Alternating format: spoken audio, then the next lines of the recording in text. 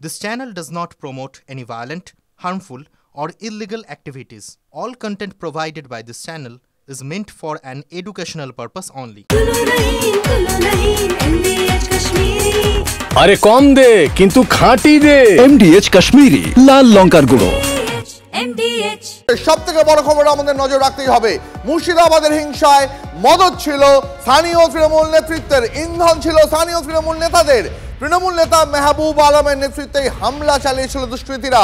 হাইকোর্টে গড়ে দেওয়া 3 সদস্যের কমিটির বিস্ফোরক রিপোর্ট সব দেখেও এলাকা ছাড়েন স্থানীয় তৃণমূল বিধায়ক আমিরুল ইসলাম। রিপোর্টে ছত্রে পুলিশের বিরুদ্ধে তীব্র অসহযোগিতার অভিযোগ করা হয়েছে। আরো বিস্তারিত জানবো, কথা বলবো মুর্শিদাবাদ থেকে আমাদের সহকর্মী কৌশিক আমাদের সঙ্গে রয়েছেন। কৌশিক, হাইকোর্টের 3 সদস্যের গড়ে দেওয়া যে কমিটি, সেই কমিটির রিপোর্টে ছত্রে যে উল্লেখ করা হয়েছে, 1 পুলিশের বিরুদ্ধে নিষ্ক্রিয়তার অভিযোগ করা হয়েছে, আর 2 স্থানীয় তৃণমূল নেতাদের ইন্ধনেই এই হিংসা, এমনটাই উল্লেখ করা হয়েছে রিপোর্টে। আর কি রয়েছে রিপোর্টে?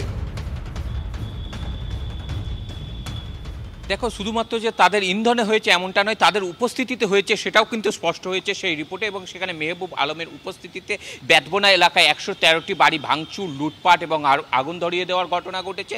এবং অন্যদিকে যে থানা থেকে 300 মিটার দূর, সেখানেও কিন্তু লুটপাট, ভাঙচুর, আগুন ধরিয়ে দেওয়ার ঘটনা। সেখানে পুলিশের নিষ্ক্রিয়তা বারংবার যে এলাকার মানুষ তুলছিলেন, সেই রিপোর্টেও কিন্তু সেই তথ্যই উঠে এসেছে। 4 থেকে 5 ঘন্টা পুলিশকে ফোন করে পাওয়া যায়নি, পুলিশকে বারংবার যোগাযোগ করলেও তারা আসেনি, তাদেরকে কোনো সহযোগিতা করেনি। এবং সব কিছু ঘটনা ঘটে যাওয়ার পর, অর্থাৎ ভাঙচুর, লুটপাট, আগুন ধরিয়ে দেওয়া হয় এবং তারপর পাইপলাইন পর্যন্ত কেটে দেওয়া হয় যাতে সেই জল দিয়ে আগুন নেভাতে না পারে। এবং এরপর সেই ঘটনা ঘটার পর যে স্থানীয় বিধায়ক সেই এলাকা ছাড়েন। এই সব কিছু দেখার পর পুলিশ সেই সময় আসেনি। এবং এরপরে যে আরও একটা বিস্ফোরক তথ্য উঠে আসছে যে তারা যে অন্যত্র বৈষ্ণবনগরে যে এখানে আশ্রয় নিয়েছিল, সেখান থেকেও কিন্তু জোর করে ফিরিয়ে নিয়ে আসা হয়েছে। এবং এই অভিযোগ যেমনটা এলাকাবাসীরা তুলেছিলেন, সেই রকমই কিন্তু যে হাইকোর্টের যে তদন্ত কমিটি গঠন করা হয়েছিল, সেই রিপোর্টেও কিন্তু সেই সব উল্লেখ রয়েছে। এছাড়াও যাত্রাবাদে বাবা এবং ছেলেকে খুন করার যে অভিযোগ, সেটাও রয়েছে। এলাকাবাসীদের বেশ কয়েকটি গ্রাম থেকে লোকজন কিন্তু জড়ো করেছিল এই যে মেহবুব আলম, সেটাও কিন্তু হাইকোর্টের যে রিপোর্ট সেখানে উল্লেখ রয়েছে। আশেপাশে একেবারেই কৌশিক, নজর থাকবে আমাদের। আপাতত তোমাকে অনেক ধন্যবাদ। ঘটনার সময় আমি বেতবোনায় ছিলাম না দাবি করছেন এই তৃণমূল নেতা মেহবুব আলম। কি বলছেন তিনি, শুনুন। হঠাৎ করে যখন আমি কদমতলে, তখন কিছু দুষ্কৃতী ছিনি তরল নিয়ে ছুটাছুটি করে এবং তাদেরকে বাধা দিতে গেলে আমাদের পিছু তাড়া করে। আমরা প্রাণের ভয়ে আমি নাদাব পাড়ায় জোসেফ নাদাবের বাড়িতে সেখানে আশ্রয় নিই। হচ্ছে বিকাশ সরকার আর মানিক সরকার, তাদের 2 ফ্যামিলিকে নিয়েও সেই বাড়িতে আশ্রয় নিয়েছিলাম। 4 ঘন্টা প্রায় থানার ওসি ওনাকে ফোন করলে ফোনে কিন্তু কোনো উত্তর পাওয়া যায়নি, ফোন রিসিভও করেনি। 4 ঘন্টা আমি সেখানে আটকে ছিলাম। আমি ছিলাম নাদাব পাড়ায়, আর বেদবোনাতে কি করে আমি আক্রমণ করতে গেলাম লোকজন নিয়ে। আমার ফুটেজ দেখা, যদি আমি যে থাকি, আমার ফুটেজ দেখায় যদি সেটা সত্য প্রমাণ হয়, আমার 16 নম্বর ওয়ার্ডে যে কোনো একটা মিডিল জায়গায় থেকে আমাকে ফাঁসি হোক, আমি ফাঁসির মঞ্চে রাজি আছি ফাঁসি দিতে। জলের ব্যবস্থা করেছি, আমরা বন্ধ করবো, এটা হয়? এত মিথ্যে বলা ঠিক না। এটা রাজনীতি স্বীকার করছে আমাদেরকে, যেহেতু আমরা রাজনীতি করি তো। কিন্তু এই মিথ্যা অভিযোগ টিকবে না। দেখুন, অভিযুক্ত নেতা তিনি বলছেন তিনি নাকি ঘটনার সময় ওইখানে ছিলেনই না, যদিও স্থানীয়দের দাবি ঘটনার সময় মেহবুব আলম ওখানেই ছিলেন। শুনুন তাদের বক্তব্য। শনিবারের দিন মেহবুব এলো 2 আর 3 বার, সঙ্গে লোক লিয়া সবকে বলছে, তাদেরকে বলছে চলে যাও। আর আবার ও এখানে দাঁড়িয়ে আজীবন দেবে ঘুরে দিয়ে ঢুকে আলো, আর হাতের ইশারা দিলে চলে যাও, চলে আলো। আর কথা শুনে নিচ্ছে, ও 2 পাও নামলো না, আবার ঘুরে দিয়ে চলে এলো। এবার দাঁড়িয়ে থেকে ও কাজ করছে। কে ওটা? মেহবুব আলম কাউন্সিলর। বাড়ি ঘর দেখে গেল, ও হয়তো বাগান পার হয়েছে কিনা বলতে পারবো না। তখন ওরা সব চলে এলো, তখন বাবা জানের বয়সে তখন আমরা সরে গেলাম বাড়ি থেকে। জিনিসপাতি আমরা কিছু দেখিনি, চোখ তুলে নিজের হাত পালিয়ে বেরিয়ে গেল। হাইকোর্টে গঠিত কমিটির রিপোর্টকে হাতিয়ার করে তৃণমূলকে নিশানা বিজেপির রাজ্য সভাপতি সুকান্ত মজুমদারের। Local councillor namely Mehboob Alam, যার নাম স্থানীয় বাসিন্দারা বারবার বলেছে, যাদের বাড়ি ঘর ভেঙে তছনছ করে দেওয়া হয়েছিল। মেহবুব আলম নিজে তৃণমূল কাউন্সিলর, সেই তৃণমূল কাউন্সিলর গুন্ডাদেরকে নিয়ে এসেছিল এই দাঙ্গা করার জন্য। বলছে পরিষ্কার যে পুলিশ চুপচাপ দাঁড়িয়েছিল।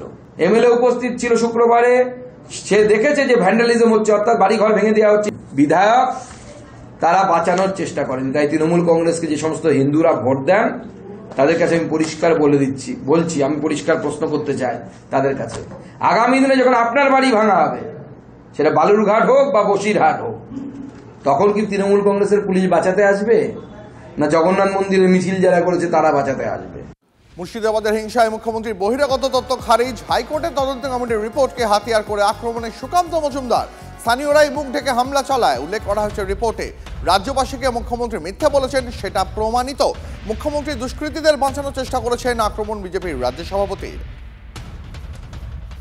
এই রিপোর্ট পরিষ্কার বলছে যে লোকাল পাবলিক যারা শামশেরগড়, হিজলতলা, শিউলিতলা, ডিগ্রি, সেখান থেকে আর স্থানীয় বাসিন্দারা এসেছিলেন যারা বাড়িঘর ভ্যান্ডালাইজ করেছেন, সেই তারা এসেছিলেন মুখ ঢেকে নিয়ে, গামছা দিয়ে বা কোনো কাপড় দিয়ে মুখ ঢেকে দিয়ে, মাস্ক করে তাদের মুখকে যাতে চেনা না যায়। অর্থাৎ প্রথম পয়েন্ট হচ্ছে মুখ্যমন্ত্রী মমতা বন্দ্যোপাধ্যায় দিনের পর দিন এবং তার পার্টি রাজ্যবাসীকে মিথ্যে কথা বলেছেন। মুখ্যমন্ত্রী বলেছিলেন বাইরের লোক আছে, আমরা প্রমাণ করে দেবো, অমুক করে দেবো, তমুক করে দেবো। উনি একটা এসআইটিও তৈরি করেছেন, তার রিপোর্ট এখন কি হয়েছে আমরা জানি না। কিন্তু এই পয়েন্ট আবার প্রমাণ করছে, তখন এসআইটি রিপোর্টেও প্রমাণ হয়েছিল, আবার প্রমাণ করছে যে কোনো বাইরের লোক নয়, স্থানীয় মানুষ সেটা করেছে। এবং মমতা বন্দ্যোপাধ্যায় এই দাঙ্গাকারীদেরকে বাঁচানোর জন্য চেষ্টা করেছেন, মিথ্যে কথা বলেছেন, রাজ্যের মানুষকে বিভ্রান্ত করেছেন। পশ্চিমবঙ্গবাসীর কাছে হাত জোর করে তার ক্ষমা চাওয়া উচিত যে আমি মিথ্যে কথা বলেছিলাম সেই সময়। মমতা বন্দ্যোপাধ্যায় এটা যেন স্বীকার করেন। মুর্শিদাবাদে হিংসার ঘটনা 26-এর ভোটে প্রভাব ফেলবে, মন্তব্য ভরতপুরের তৃণমূল বিধায়ক হুমায়ুন কবিরের। বহু মানুষকে গ্রেপ্তার করা হয়েছে, প্রশাসনের ওপরে মানুষ ক্ষুব্ধ, তার প্রভাব ভোট বাক্সে পড়বে। প্রার্থী বদল করলে কিছুটা হলেও ড্যামেজ কন্ট্রোল সম্ভব, কারণ তৃণমূলের জনপ্রতিনিধিদের ওপরে মানুষের প্রবল ক্ষোভ, দাবি হুমায়ুনের। অশান্তি কি ভোটে বা প্রভাব পড়বে? এই যে মুর্শিদাবাদের ধুলিয়ান, সুতি, শামশেরগঞ্জ, এখানে প্রশাসন 165টা স্পেসিফিক কেস করেছে এবং তাতে 300-র উপর অ্যারেস্ট হয়েছে। এখনও কয়েক হাজার মানুষকে আসামি হিসাবে এলাকায় তারা থাকতে পারছে না। এটার কিছুটা ইম্প্যাক্ট ভোটের বাক্সে ঘটবে বলে আমি মনে করি। শুধু ওই শামশেরগঞ্জ এলাকা, ধুলিয়ান এলাকা, ফারাক্কা এলাকা, প্রার্থীদের বদল করলে সেই পরিস্থিতি কি বদল হবে? অনেকটাই সামাল দেওয়া যাবে, কারণ তাদের উপরে প্রচণ্ড মানুষের ক্ষোভ হয়েছে। এটা বাস্তব যে ফারাক্কা, শামশেরগঞ্জ, তারপরে ওখানে সুতির সিটটা সেফ আছে, বাকি রঘুনাথগঞ্জ সেফ আছে, জঙ্গিপুর অনেকটা সেফ আছে। যত দিন যাবে কিছুটা হলেও মানুষের মনের মধ্যে যে দাগ কাটে, বা বললাম না একটা ঘটনা ঘটেছে, সেটা মোটেই ঘটা ঠিক হয়নি। তাহলে একজন বাপ ছেলেকে যখন বাড়ি থেকে বের করে নৃশংসভাবে হত্যা করা হয়েছে, তার জন্য 11 জন মার্ডার কেসের আসামি হিসাবে তাদের আগামী দিনে যাবজ্জীবন হবে, নাহলে ফাঁসি হবে, ঠিক আছে।